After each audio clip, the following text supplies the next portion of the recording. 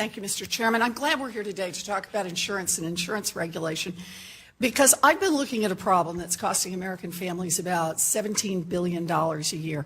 And it starts with loopholes in the law that make it perfectly legal for brokers and advisors, including folks who sell insurance products, to take kickbacks for pushing lousy retirement products on unsuspecting families. Now, consider what happens with annuities. An annuity is an insurance product in which somebody invests today in order to get a steady payout when they hit retirement. The insurance industry is selling about $200 billion worth of annuities every year, and there may be some circumstances where buying an annuity makes sense. But as one observer noted, quote, "It is not an accident that objective fee-only advisors hardly ever recommend annuities, while commissioned salespeople seem to love them."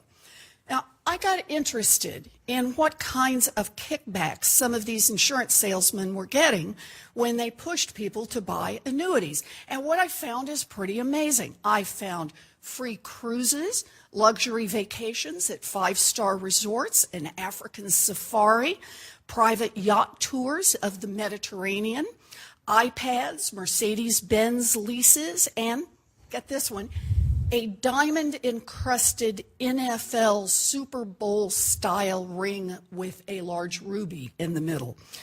Mr. Chairman, I'd like to enter a few of these examples in the record, if I may. Thank you, Mr. Chairman. You know, that's a lot of money going to agent kickbacks instead of returns to customers who are just trying to provide for their retirement. Now, Mr. McCarty, you've been Florida's insurance commissioner for over a decade, and in that role, you've been a real leader in protecting vulnerable seniors from some of the insurance industry's most abusive practices around annuities. Since you're here today, could you describe some of the practices that you found in this market? Yes, I share your deep concern for the vulnerability of our consumers, particularly as it relates to sales of annuities, where there is a lot of opportunities for misleading our elder seniors into buying products that are not suitable for them. And what we use the term is churning and twisting, where you would move them from one product to another product so you could get the new commission and potential bonuses that you've already articulated. We have taken a very aggressive role in Florida. We have specific laws, not only in the insurance code, but in the general code against any type of profiteering off of our seniors. We've passed extensive laws that require the salesmen to explain the different products that they're selling and how it differs in the product they have and why it would be superior. We also have a rescission provision, a 14-day look-back period, but I've also been empowered by the Florida legislature to rescind those contracts and return all the premium to the consumers if we find out that that was something inappropriate to be done to that consumer.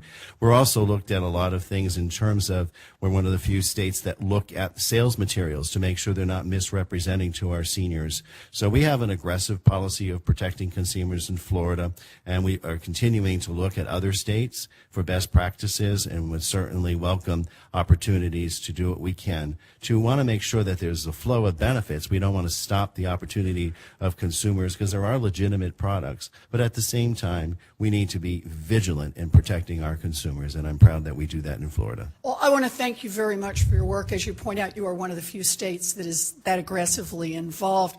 You know, most Americans have no idea that the people they go to for retirement advice could get such outrageous giveaways for pushing these products. And I believe that the solution here starts with transparency.